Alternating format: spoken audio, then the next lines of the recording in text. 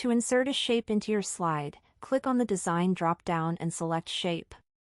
Once you click on the Shape option, you'll see a variety of shapes appear in the right panel, including lines, rectangles, basic shapes, and callouts. Choose the shape that fits your design needs.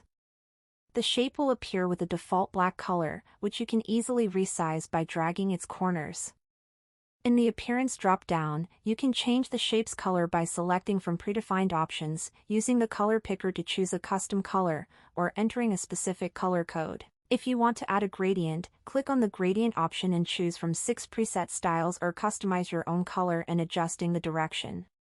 You can also add a shadow to your shape. Adjust the X and Y axes to control the shadow direction, and modify the thickness, color, and radius for more effects. To customize the border, change its color, adjust the thickness, and use the radius setting to create rounded edges.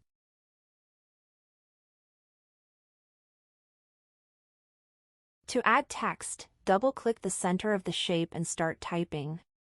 You can then format the text using the options in the right panel, including changing the font, size, color, alignment, and even applying bold, italics, underline, or strike through.